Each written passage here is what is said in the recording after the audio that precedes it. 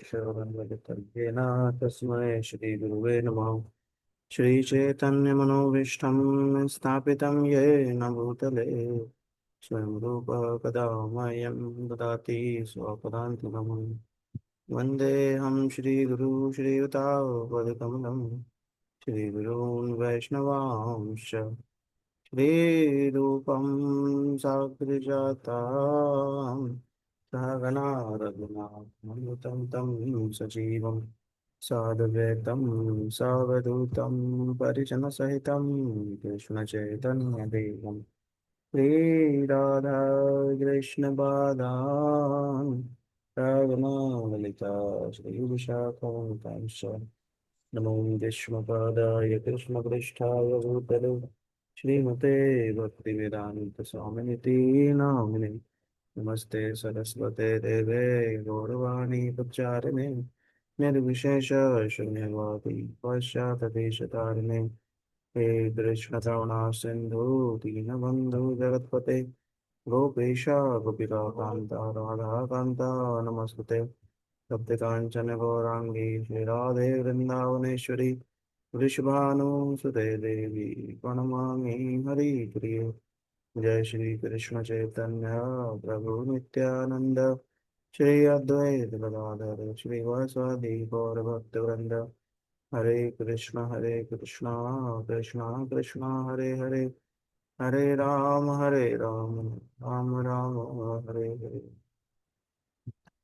वाञ्छाकल्पतरुभ्यश्च कृपासिन्धुभ्यश्च पतितानां पावनेभ्यो वैष्णवेभ्यो नमो नमः। अनंत कोटि वैष्णव जय सब भक्तों का बहुत स्वागत है। हम लोग भगवद गीता के अध्याय 6 पे हैं और इसमें आप देखेंगे कि ये ध्यान योग है इस चैप्टर का नाम। इसमें हम लोग टेक्स्ट 3 किए थे हम लोग कल ना, टेक्स्ट 3।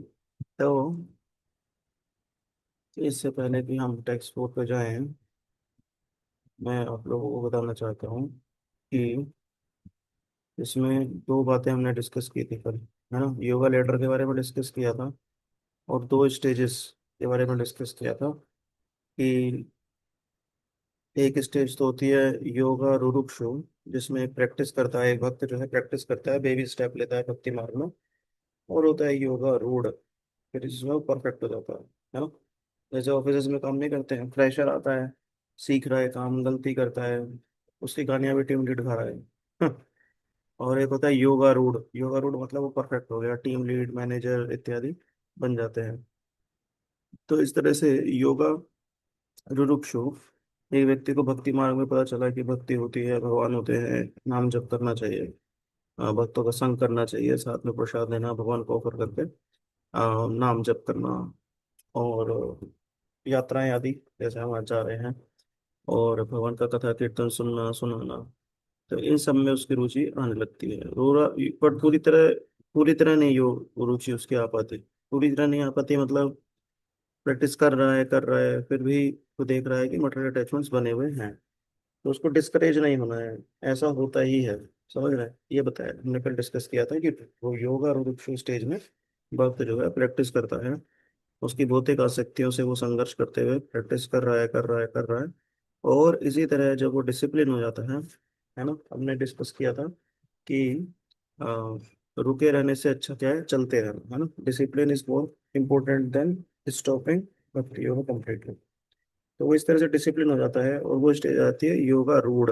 योगा रूढ़ मतलब भगवान के साथ उसका जो कनेक्शन है, जो योग है उसका, उस पर वो आरूढ़ हो जाता है। अब वो उसी रथ पे आरूढ़ है, बस भगवान के साथ उसका जो प्रेम है, उस प्रेम की वजह से वो नेचुरली सब कुछ करने लगता है। उसको रिलैक्स होने की जरूरत नहीं पड़ती, प्रैक्टिस करने की जरूरत नहीं पड़ती, मतलब फोर्स करने की जरूरत नहीं पड़ती। नेचुरली उसका उसका जो इंक्लिनेशन है वो भक्ति की क्रियाओं में जाने लगता है। तो योगा रुरुक्षु, योगा लेटर पर बेबी स्टेप रख कर चढ़ रहा है, और तो योगा रूढ़ जो परफेक्ट हो चुका है। सही है ना। तो हमने समझा कि डिस्करेज नहीं होना है, डिसिप्लिन होना है, फिर ग्रेजुअली फिर वो योगा रूढ़ वाले स्टेज तक हम आ सकते हैं। तो 6.3 जो हम कल कर रहे थे ना, तो वो एक जर्नी के बारे में हमें बता रहा था। ये जो 6.4 है, उस जर्नी पर हम हैं, उसके क्या सिम्टम होंगे वो बता रहा है। कि आप जर्नी पे बने हुए हैं, उसके सिम्टम क्या हैं, कि हाँ अभी आपकी जर्नी चल रही है और आप सही मार्ग में हैं, इसके सिम्टम बताए जाते हैं। बताते हैं, यदा ही नेन्द्रियार्थेषु न कर्म स्वनुषज्जते सर्व संकल्प संन्यासी योगारूढ़ अस्तुतोच्यते। बता रहे हैं कि translation purpose bye divine grace से भक्तिदास स्वामी श्लोका श्लोकात कीजिए। प्रभुपाद बता रहे हैं कि a person is said to be elevated in yoga when having renounced all material activities. So ये एक सिम्टम है। He neither acts for sense gratification, ये दूसरा है। Nor engages in fruiting activities. तो श्लोक एक बार फिर से देखते हैं। यदा ही नेन्द्रिय इंद्रिय इंद्रियार्थेषु इंद्रियार्थेषु इंद्रियार्थेषु का मतलब वो अपने भोग इंद्रियों की संतुष्टि के लिए ने शब्द लगाया। ने का मतलब होता है नहीं, है ना। तो यदा मतलब जब भी, निश्चित रूप से, ही मतलब निश्चित रूप से, नेन्द्रियार्थेषु कोई इंद्रिय के अर्थ के लिए नहीं। फिर क्या बताया, ना कर्म स्वजन स्वनुसज्जते, जो अपने फ्रूटिव एक्टिविटीज, कर्म फल की पूर्ति के लिए। तो दो चीज हो गई, इंद्रियों के अर्थ के लिए कि भी मेरी जीभ कह रही है तो चलो मैं ये खा लूँ, कुछ सुनना है चलो ये सुन लो, इंद्रियों की संतुष्टि के लिए। और ना ही कर्म से उसकी ऐसी आसक्ति है कि कर्म फल के लिए, या सिर्फ कर्म करने से, कुछ लोग की सिर्फ कर्म से भी तो आसक्ति हुई जाती है ना, है ना। फल से उतना नहीं है, बस अब कर्म कर काम करने की आदत ही पड़ गई है, बस ऐसा हो जाता है ना। तो फ्रूटिव एक्टिविटी में भी उसका कोई इंटरेस्ट नहीं रहता। एंड सर्व संकल्प सन्यासी, सर्व संकल्प सन्यासी, उसका मतलब मटेरियल डिजायर्स, उसकी कोई मटेरियल डिजायर भी नहीं रह गई है। सन्यासी मतलब वो विरक्त हो गया है मटेरियल डिजायर से। तो योगा रूढ़ रूढ़स्थ दोच्यते, तब उसे कह सकते हैं कि वो एडवांस हो गया है। तो यानी कि जब हम इस मार्ग पे हैं, क्या कहते हैं, इस लेडर पे चढ़ रहे हैं, योगा रुरुक्षु से योगा रूढ़, बिगिनर से एडवांस स्टेज की लेडर पे चढ़ रहे हैं, चढ़ रहे हैं। तो हमें कैसे पता चलेगा, हमें हम ये देखेंगे कि हमारी भौतिक आसक्तियां जो है वो कम हो रही है। ये पॉइंट यहाँ पर है, भौतिक आसक्तियां कम हो रही हैं, हमारा भौतिक कार्यों के प्रति मन अब कम लगता है। और अब हम भोग की तृष्णा कम हो रही है, सेवा की तृष्णा बढ़ रही है। करें कि भगवान की हम ये सेवा करें, ये सेवा करें, ये मन में ज़्यादा रहता है। तो इसका मतलब हम एडवांस स्टेज, मतलब अभी हम, मतलब इसका मतलब हम बढ़ रहे हैं ये लेटर में। अगर भौतिक इच्छाएं बढ़ रही हैं, इसका मतलब हम लेटर में कुछ गड़बड़ आ रही है, हम लेटर से उतर चुके हैं, संग प्रॉपर नहीं हो रहा है। ऐसे टाइम पे हमको गुरुजनों की शरण लेकर उनसे डिस्कस करना चाहिए कि क्यों मेरी भौतिक तृष्णाएं बढ़ रही हैं, है ना। फिर परपट में बता रहे हैं गुरुपाद जी, when a person is fully engaged in transcendental loving service of the Lord, he is pleased in himself, and thus he is no longer engaged in sense gratification or in fruitive activities. जैसे भक्ति विनोद ठाकुर, जैसे हरिदास ठाकुर क्या कर रहे हैं कि 24 घंटे वो माला ही कर दो। अब इस संसार में स्त्री का वेग झेल पाना बड़ा मुश्किल है। बड़े बड़े ऋषि मुनि भी, जब ऋषि में इनका आदि स्त्री आती हैं तो उनके साथ शादी करके घर बसा लेते हैं। परंतु Haridas Thakur, because he was fully engaged, fully engage in transgender, कितना टाइम, फुल्ली फुल्ली मतलब 24/7, 24/7 भगवान का नाम जप में वो एंगेज थे। Because he was fully engaged, he was pleased in himself, मतलब उनको एक्सटर्नली कुछ चीज़ों की जरूरत नहीं थी कि बाहर से उनको कुछ चीज चाहिए खुश होने के लिए। तो जब वो वैश्या आई, जिसको मुस्लिम शासक ने भेजा था हरिदास ठाकुर को पद से च्युत करने के लिए, क्योंकि उनको बहुत, आप समझ रहे कि बहुत ज्यादा उनको मान सम्मान मिल रहा था। तो वो जब वैश्या आई तो हरिदास ठाकुर उसको भक्त बना सके, है ना, वरना वो उसी ऑफर से आई थी कि मैं संग करूंगी और इनको इनकी बदनामी कर दूंगी, ऐसा कर दूंगी, वैसा कर दूंगी। तो वो, पर वो बचे रहे, क्यों? क्योंकि he was pleased in himself, वो अपने में आनंदित थे। और वो जो उस आनंद को वो लूट रहे थे, वो क्यों लूट रहे थे? Because he was fully engaged in transcendental loving service of the Lord, भगवान की सेवा में होने की वजह से वो अपने में आनंदित थे। तो भगवान की सेवा इटरनल है, और भगवान की जैसी नेचर है सच्चिदानंद, उनकी सेवा भी सच्चिदानंद रहती है। सच्चिदानंद के साथ संग करते हैं तो हम भी सच्चिदानंद का जो आनंद है उसे महसूस कर सकते हैं। है ना, जैसे करंट, वायर में करंट जा रहा है तो उसे टच करेंगे तो करंट लग जाता है ना, वैसे वाली स्थिति है।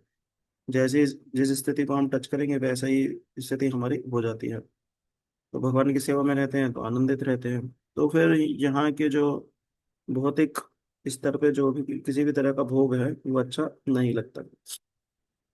तो प्रभात फिर कंक्लूड कर रहे हैं इस लाइन को, एंड दस he is no longer engaged in sense gratification और in fruiting activities. Otherwise, one must be engaged in sense gratification, since one cannot live without engagement. तो जीव की नेचर है क्रियामान होना, ये जीव की नेचर है। जीव आइडल नहीं बैठ सकता, उसे कुछ एंगेजमेंट की जरूरत रहती है, कुछ ना कुछ उसको चाहिए।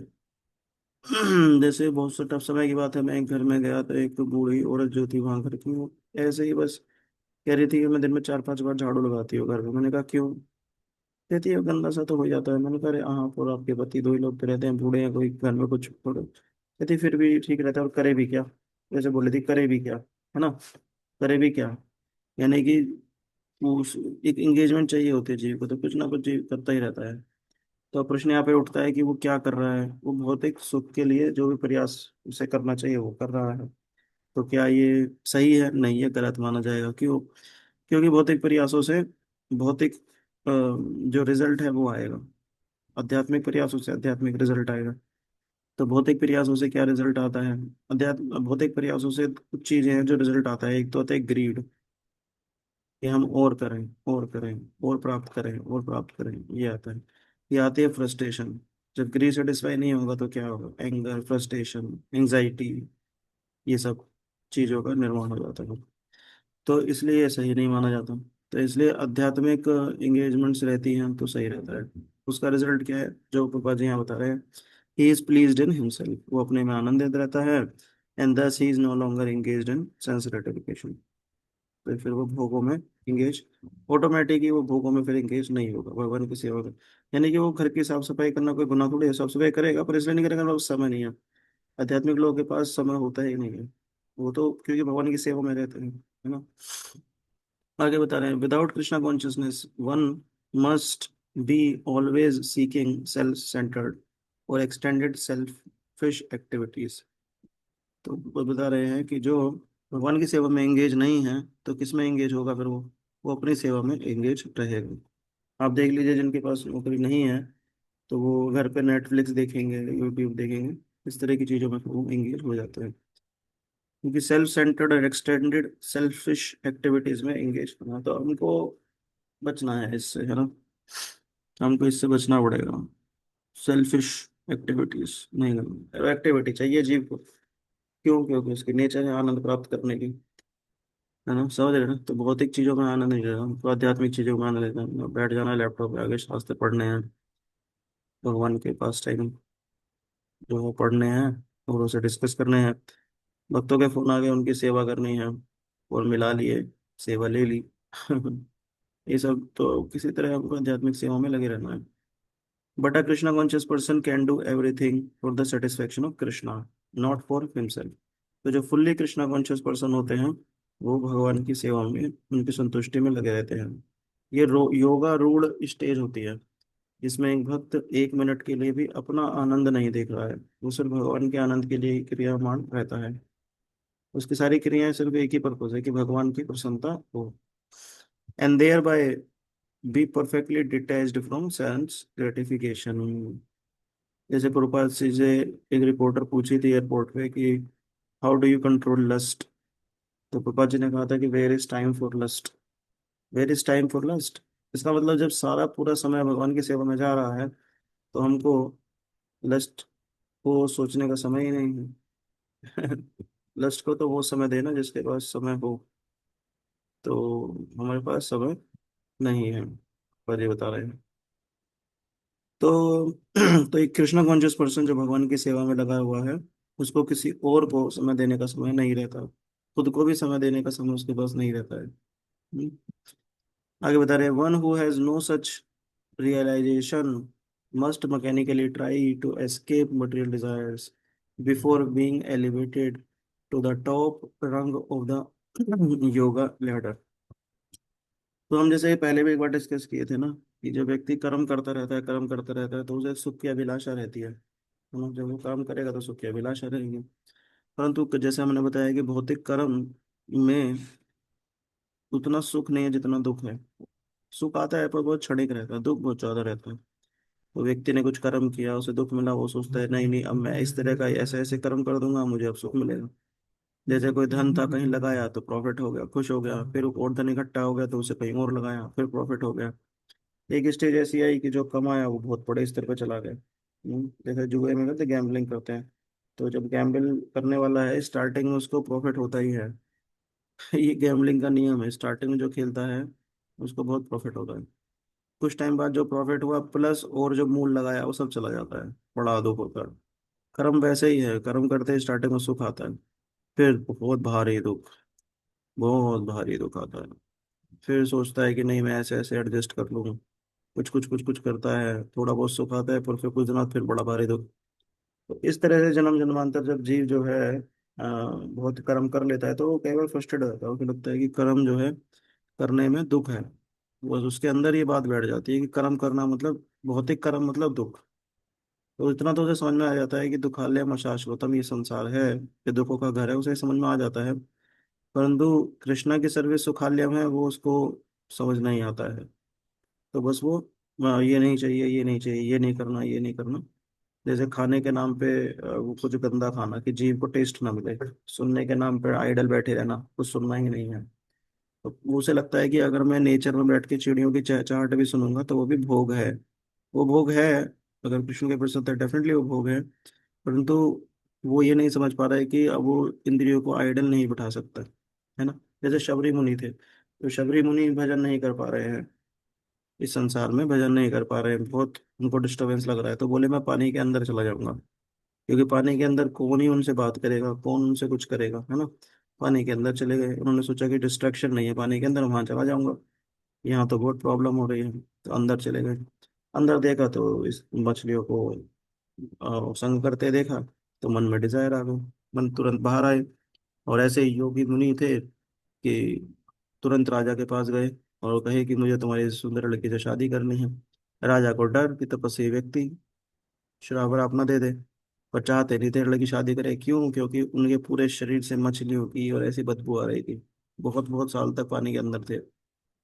भाव तो समझ गए, पर शादी करना चाहते थे, और राजा भी नहीं करने देना चाहता था। और लड़की की शादी कौन करे ऐसे व्यक्ति से। तो फिर बोला कि मैं अपने एक काम करूंगा, जितनी भी लड़कियां हैं और कल उन सबको आपके सामने जो है खड़ी कर दूंगा, जो भी आपसे शादी करना चाहे वो कर लेगी। बोले ठीक है। अगले दिन आए, पूरा बिल्कुल योग योग सिद्धि तो थी ही, योग सिद्धि से अपने को इतना सुंदर पुरुष बनाया कि जब सब लड़कियों के सामने आए तो सारी की सारी एक स्वर में बोले मैं शादी करूंगी, मैं शादी करूंगी, मैं। उनको ये था एक से शादी करेंगे, तो सब आपस में लड़ने लगे। फिर वो मुनिवर बोले कि नहीं, मैं सबसे कर लूंगा शादी। ऐसे बढ़िया हैंडसम लड़के की तरह आए थे, सिक्स पैक बना के। फिर सबसे शादी कर ली। खूब घर परिवार बढ़ गया, और फिर कई सालों के बाद उनको रियलाइज हुआ कि मैं किस जगह पे आ गया। तो ऐसा होता है, अगर अगर इसमें टेस्ट नहीं रहता है तो फिर व्यक्ति वापस पद से अपने गिरने का एक भय रहता है। भक्ति मार्ग में वो भय इसलिए नहीं रहता क्योंकि व्यक्ति भगवान की सेवा का आनंद लूटता रहता है। क्लियर है ना? तो इस तरह से हम लोग यहाँ पे देख रहे हैं कि ये जो श्लोक है उसमें बता रहे हैं कि किसी व्यक्ति की सफलता को कैसे मापते हैं। जैसे संसार में किसी व्यक्ति की सफलता को कैसे मापते हैं कि देखिए साहब, कुछ भी नहीं था उन पे पैसा, आप देखिए उन्होंने साल भर में इतना बिजनेस किया, ये किया, अब इतना पैसा आ गया है और इतनी बड़ी पोजीशन पे है, इतना फेम, इतने फॉलोवर्स हैं उनके, है ना। इसी तरह तो एक व्यक्ति की सफलता को मापते हैं। आपने कोई यूट्यूब चैनल शुरू किया तो उसकी सफलता को कैसे मापते हैं कि कितने फॉलोवर्स हैं, कितने सब्सक्राइबर्स हैं, उससे देखेंगे कितना सफल है कि नहीं है। तो इसी तरह एक योगी की सफलता को कैसे मापना है वो बता रहे हैं कि उसके क्लोथ से, उसकी दाढ़ी से, उसके बैठने के पोस्चर से, कौन से गुफा में रहता है, इन सब से नहीं उसको देख सकते। कृष्णा बताते हैं ये सब एक्सटर्नल चीजें हैं, पोस्चर, लोकेशन, वो दिखता कैसा है, ये सब एक्सटर्नल चीजें हैं। भगवान बता रहे हैं उसका रियल टेस्ट जो है, उससे पता चलेगा कि what does his heart still want. एक योगी का हार्ट जो है, उसका हृदय, वो चाहता क्या है। इससे पता चलेगा कि वो एडवांस कर रहा है कि नहीं, उसका हृदय किस तरफ जा रहा है। त्याग जो कर्म संकल्प संन्यास, भगवान बता रहे हैं कि त्याग जो है वो स्थान बदलने से नहीं है, वो आसक्ति बदलने से होता है। ये आसक्ति उसकी किस तरफ जा रही है। पहले जो आसक्ति संसार में थी, अब भगवान के चरण कमलों में है कि नहीं। अब या अभी भी संसार में है। तो तीन साइन, ना इंद्रियार्थेषु अनुषज्यते, कि ना not attach to sense gratification, है ना। तो सेंस ऑब्जेक्ट्स से अटैच नहीं है। गाड़ी बंगला धन यश, इनसे वो अटैच नहीं है। ना इंद्रियार्थेषु अनुषज्यते, not attach to sense objects, correct ना। वो इंद्रिय जो इंद्रिय भोग की वस्तु है उनसे वो अटैच नहीं है कि मुझे चाहिए। एटलीस्ट वो अपनी इंद्रियों के लिए तो अटैच नहीं है ना।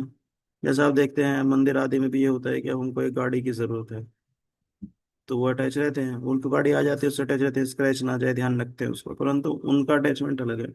उनका अटैचमेंट क्या है, भगवान की सेवाएं हो रही हैं, परंतु एक गाड़ी नहीं है तो गाड़ी खरीदते हैं फिर वो लोग। गाड़ी आ जाती है तो उनके मन में क्या, नहीं भगवान का सेवा के लिए यूज होता है, इसका ध्यान रखना। अपना कुछ नहीं है तो अटैचमेंट है, पर वो आध्यात्मिक है। यहाँ पे बात आ रही है किस अटैचमेंट की, इंद्रियार्थेशु, अपने इंद्रियों से अटैच के ऑब्जेक्ट्स से अटैचमेंट की बात आ रही है। कि मेरे पास, मुझे ये रखने से, फला फला चीज रखने से या प्राप्त हो जाए तो मुझे आनंद मिलेगा। जैसे ऑफिसेज में चलता है ना, ऑफिसेज में चलती है ना पॉलिटिक्स। तो एक को नीचा दिखाना, दूसरे को, अपने को ऊपर दिखाना, इसके लिए बहुत बहुत चीजें वो करते हैं। तो अटैचमेंट है इससे, किससे, अपनी इंद्रियों से। कैसा, कि मुझे प्रेज मिले, मुझे ईयर एंड में प्रमोशन मिले, ये सब बहुत खुश हो। तो ये सब बहुत चलता है। ना इंद्रियार्थेषु अनु सज्जते, तो अटैच नहीं होना चाहिए। तो अगर ये हमारा अटैचमेंट कम हो रहा है, ये भी एक साइन है कि हम एडवांस कर रहे हैं। और ये आउट ऑफ एस्केपिज्म नहीं होना चाहिए, है ना। ये ऑटोमेटिक नेचुरली हो जाता है, ये नेचुरली व्यक्ति होता है कि हाँ मैं भक्ति करना चाहता हूँ, तो भक्ति की तरफ उसका रुझान होता है, और ये सब चीजें ऑटोमेटिकली नेचुरली उसकी कम हो जाती हैं। दूसरा बताया, ना कर्मसु अनुसज्जते, not attach to fruitive activity. तो काम करना जो है वो बंधन नहीं है, काम छोड़ना नहीं है, एस्केपिज्म नहीं करना है। तो काम करना जो है वो बंधन नहीं है, फल में फंस जाना बंधन है। इसके बारे में भगवान चैप्टर 3 चैप्टर 5 में भी काफी डिटेल में भगवान हमें बताए हैं कि कर्म हमें करते रहना है, पर कैसे, एज अ ड्यूटी। फल में फंस जाना क्या है, वो बंधन है। तो जब हम कर्म करेंगे, होते इस तरह का कर्म करते हैं, तो उसमें गुस्सा भी आता है कई बार और आनंद भी आता है। तो अगर हम सोच रहे हैं कि नहीं हम तो बस अपनी ड्यूटी कर रहे हैं, तो हम चेक करें क्या हमें गुस्सा आ रहा है या हमको बहुत आनंद फील हो रहा है। सुख का अनुभव करते हैं कि हम कर्म करने में, मतलब कर्म फल में। तो कुछ कर्म किया, उसका कुछ फल आया, उसमें आनंद महसूस किया, या कुछ कर्म कर रहे हैं उसका कुछ सही फल नहीं आ रहा है जो हम चाह रहे, तो गुस्सा आ रहा है। जब ये दोनों चीज हो रही है, इसका मतलब अभी हम कर्म में आ सकते हैं। कर्म को जब ड्यूटी की तरह करेंगे तो उसके फल से कोई आसक्ति नहीं होगी, मिले तो ठीक, ना मिले तो भी कर्म करते रहते हैं। कर्म से भी आसक्त नहीं होना है। ना कर ना कर्मसु अनुषज्यते, कर्म से भी आसक्त नहीं होना है। कई बार व्यक्ति कर्म से आसक्त आ जाता है, ड्यूटी की तरह से ही भी आसक्त हो जाता है। मेरी ड्यूटी है जी, करना ही करना है। हाँ ये बात सही है, पर इतना आसक्त भी नहीं होना है। तो ना इंद्रियार्थेषु अनुसज्जते, ना कर्मसु अनुसज्जते, और सर्व का संकल्प सन्यासी, जिसने संकल्प लेके सन्यासी की तरह सारे मटेरियल मेंटल प्लान्स जो है वो खत्म कर दें। उसका सारे प्लान जो है भगवान की सेवा के लिए है। जैसे वो भक्त लोग हैं, वो धन भी कमा रहे हैं, तो प्लानिंग के साथ। ऐसा नहीं है कि बस कर्मी की तरह धन कमाए जा रहे हैं, कमाए जा रहे हैं, हम तो लास्ट सांसों तक भी धन कमाते रहेंगे। वो कर्मी की तरह भक्त प्लान नहीं करते। वो देखते हैं कि हाँ भाई, मैं 1 करोड़ 2 करोड़ जो भी है इस उम्र तक मेरे पास आ जाएगा, उसको मैं ऐसे इन्वेस्ट कर दूँ तो ताकि मेरे पास समय रहेगा, और फिर उस समय का सदुपयोग मैं भगवान की सेवा के लिए करूंगा। और तब तक मैं भगवान की सेवा करता रहूंगा और इस तरह से अपने कर्म करता रहूंगा। उसका कोई वैसे मटेरियल प्लान नहीं रहता है, ये प्लानिंग स्पिरिचुअल है, क्यों, क्योंकि उसका एंड गोल भगवान है। समझ पा रहे ना सब लोग। दिन की प्लानिंग हो रही है, पूरे दिन क्या क्या करेंगे, तो उसमें प्लान में है। या ठीक है ऑफिस जाएंगे, ये काम करेंगे, बीच बीच में वेदाभ्यास खोल लेंगे, एक श्लोक पढ़ेंगे, दो श्लोक पढ़ेंगे, काउंटर रखेंगे, एक माला करेंगे, दो माला करेंगे, और रास्ते में आते समय माला करेंगे, घर पे आके माला करेंगे, भगवान का चाबी का भोग लगाएंगे। उससे सब प्लानिंग वही चल रही है। उसने मटेरियल मेंटल प्लान जो है उसके वो खत्म कर दिए हैं, है ना। तो जो डिवोटी फाइनेंशियल प्लानिंग करते हैं, इसका मतलब ये थोड़ी है कि वो भोग के लिए कर रहे हैं कि और कुछ लोग ऐसा कहते हैं कि इस सेम स्टैंडर्ड को मेंटेन करने के लिए हमको कम से कम 5-6 लाख रुपए महीना चाहिए, ऐसे लोग बात करते हैं। फिर हम उनकी प्लानिंग चल रही होती है कैसे हम 5-6 लाख रुपए महीना कमाएं। बस इसमें ऐसे मतलब पूरा जीवन फिर इन्हीं सब चीज़ों में निकल जाता है। और ऐसे ऐसे भी लोग हैं जिनके पास खूब खूब पैसा है पर दुखी है। उसको नहीं हम लोग सोच पा रहे हैं। ठीक है ना। हमको इन तीन चीज़ों का ध्यान रखना है। Not attach to sense objects, जो इंद्रिय भोग की वस्तु है उनसे अटैच नहीं होना है। और ये भी ध्यान रखें कि एक दिन में नहीं होगा, है ना। हमको जितना भी स्पिरिचुअल प्रैक्टिस बढ़ाएंगे ये ऑटोमेटिक ही हो जाएगा। इसके लिए अलग से प्रयास करने की जरूरत नहीं है कि हम ये सोचे कि हाँ हाँ सेंस ऑब्जेक्ट्स जो हैं इसकी वजह से मैं परेशान रहता हूँ, दुखी रहता हूँ, कैसे मैं डिटैच कैसे हो जाऊँ। अलग से प्रयास नहीं करना है। जितना हम भक्ति में डीप चलते चले जाएंगे ये चीजें ऑटोमेटिक ही होती चली जाएंगी। ना इंद्रियार्थेषु अनुसज्जते, ये भगवान के लिए जब सेवा करने लगते हैं हम लोग तो ऑटोमेटिक ये हो जाता है। तो ना कर्म सु अनुसज्जते, not attach to fruitive work also, है ना। तो कर्म से भी हमको हासिल अपने ना ड्यूटी की तरह करनी है। और सर्व संकल्प संन्यास और मटेरियल मेंटल प्लान्स जो हैं उनको रिनाउंस करना है, तीनों करना है। और तीनों ऑटोमेटिक भगवान की भक्ति में लगे रहने से हो जाते हैं। तो बस हमको अपनी स्पिरिचुअल प्रैक्टिसेस बढ़ानी है। उनको आज से ही सोचना है कि भागवतम का मैं एक पेज पढ़ूंगा, भगवद गीता का एक पेज डेली डेली पढ़ूंगा। इस तरह की प्लान बना के जब हम चलते हैं तो चीज़ें हमारी फिर जब स्पिरिचुअलाइज होने लगती हैं तो मटेरियल लेवल पे जो प्रॉब्लम्स हैं वो हमारी ऑटोमेटिक हम देखेंगे कि उससे हमारा जो अटैचमेंट है वो जाने लगता है। अलग से कुछ प्रयास करने की जरूरत इसमें नहीं पड़ती है। याद रखिएगा, ना इंद्रियार्थेषु अनुसज्जते ना कर्मसु अनुसज्जते, और संकल्प संन्यासित, सबका एक ही सोल्यूशन है। हमको नाम जब बढ़ाना होगा, समझ रहे हैं? नाम जब बढ़ाना होगा। नाम जब पूरे दिन नहीं कर सकते, जब पूरे पे कीर्तन कर ले। वो कीर्तन पूरे दिन नहीं करते, दैनिक क्रिया जो कर रहे हैं उसको भगवान को ऑफर करना है। भागवतम पढ़ना है, भगवद गीता पढ़ना है, चैतन्य चैतामृत सब करना है। ठीक है। कृपा जी से भी किसी ने एक बार ये प्रश्न पूछा था कि कैसे पता चलेगा कि हम एडवांस कर रहे थे। कृपा जी ने कहा था कि भौतिक आसक्तियां अगर आपकी कम हो रही हैं ये एक साइन है कि आप एडवांस कर रहे हैं। हम्म, बिना कुछ करे हम सोचे कि हाँ कम हो जाए हमारी आसक्तियां, नहीं, गलत मान रहे हो। वो होगा भी नहीं कभी, वो बढ़ती ही रहती है। हाँ, ये बहुत अच्छा है। इस लेडर पे जब हम चढ़ रहे हैं योगा लेडर पे, तो हमारा सबसे बड़ा दुश्मन फोन है जो हमको बार बार नीचे खींचेगा। समझ रहे हैं ना, योगा रुरुक्षु और योगा रूढ़। जब हम बेबी स्टेप ले रहे हैं सबसे ऊपर पहुंचने के लिए, कृष्ण प्रेम सबसे ऊपर पहुंचने के लिए, तो कौन हमारा बार बार नीचे हमको खींचेगा? वो है माइंड। ये 3-4 श्लोक जो है, अगले कम से कम 4 श्लोक आएंगे माइंड के बारे में ही, कि कैसे माइंड बार बार नीचे खींचता है। ठीक है। तो लिस्ट ऑफ नाउ, किसी को वक्त कुछ शेयर करना है या पूछना है कुछ पूछ सकते हैं। ओके।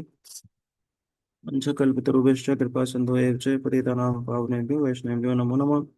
अनंत कोटि वैष्णव की जय, श्लोकपाद की जय। हम सब मिलते हैं गोवर्धन यात्रा पे। अब सब लोग वो जो ग्रुप है ना अपना, प्रेम संगा, प्रेम संगा नहीं, नित्य धाम यात्रा। नित्य धाम यात्रा। तो आप सभी लोग उस पर कनेक्ट रहिएगा ना, देख थोड़ा चेक, रेगुलरली चेक करते रहिएगा। हम लोग उस पर अपडेट्स डाल रहे हैं, आप देखते रहिएगा उस पर ना। फिर हम लोग सभी मिलते हैं गोवर्धन यात्रा में। ठीक है। Yes. Thank you for coordinating thank all this. Thank you, all glories to you Prabhu ji. मतलब इतना तो माइंड में नहीं आता। It is because of your instructions की even I am getting the feedback Prabhu ji. मतलब डिवोटीज आर प्रेजिंग कि इतना सिस्टमेटिक चल रही हैं चीजें। तो they are liking it very much. Hopefully भगवान की कृपा से, गिरिराज जी की कृपा से एग्जीक्यूट और हो जाए। गुरु वैष्णव की कृपा से। तो thank you so much Prabhu ji for such arrangements, all the arrangements. Thank you. Yes Hare Ratnangi Krishna Mata ji. Prabhu ji, thank you so Hare much. Krishna Prabhu ji. Hare Hare Krishna Krishna Mata Prabhu जी। जी। हरे कृष्णा मनीष प्रभु, प्रियंका माता जी, कृष्णा हरे प्रभु कृष्णा जी। हरे राधे कृष्ण जी, प्रभु जी। हरे कृष्णा देवेश प्रभु, जय जय। हरे कृष्णा गौरव प्रभु, हरे कृष्णा आंटी जी। हरे कृष्णा प्रभु जी।